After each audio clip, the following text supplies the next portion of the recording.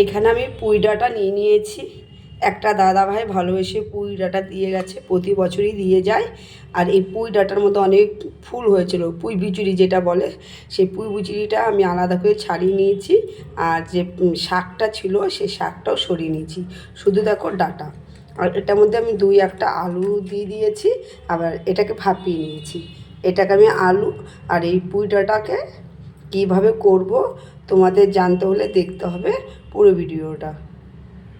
তেল গরম হয়ে গেছে, আমি দিয়ে দেবো শুকনো লঙ্কা, কালো জিরে ফোড়ন। আমি একদম নর্মালভাবে করছি, কোনো বাটা মশলা হবে না। দেখো বন্ধুরা, দিয়ে দিচ্ছি হলুদ গুঁড়ো। ডাঁটা আলুটা না দেখে একটু সিদ্ধ করে নিয়েছি, হচ্ছে বেশিটা টাইম লাগবে না। দিয়ে দেবো অল্প পরিমাণ মতো নুন। ভালো করে আমি নাড়াচাড়া করে নেব। আমি এটাকে ঢেকে দেব না। দেখো আমি ভালো করে নাড়াচাড়া করে নিয়েছি। তোমাদেরকে আগেই বলেছি আমি কোনো বাটা মশলা দেব না, আমি দিয়ে দেবো সর্ষে আর লঙ্কা বাটা। ভালো করে একটু নাড়িয়ে মিশিয়ে নেব। দিয়ে দেবো চিনি, স্বাদ মতো চিনি।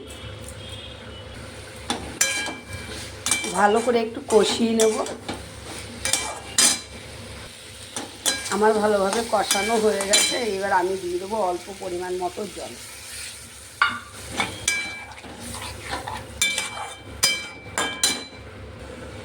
আমি ঢেকে দিয়েছিলাম, ঢাকনাটা তুলে নেব। আর দেখো তরকারিটা আমার হওয়ার মধ্যে, এবার আমি নামিয়ে নেব। সর্ষে লঙ্কা বাটা দিয়ে আমার হয়ে গেছে পুঁই ডাঁটা চচ্চড়ি। কেমন হয়েছে জানিও বন্ধুরা। তোমরা একবার এইভাবে ট্রাই করে দেখো। ডাঁটগুলো যদি বেশি থাকে পুঁই শাকের, ফেলো না, এইভাবে করে খেয়ে দেখো, আশা করি তোমাদের ভালো লাগবে। টাটা।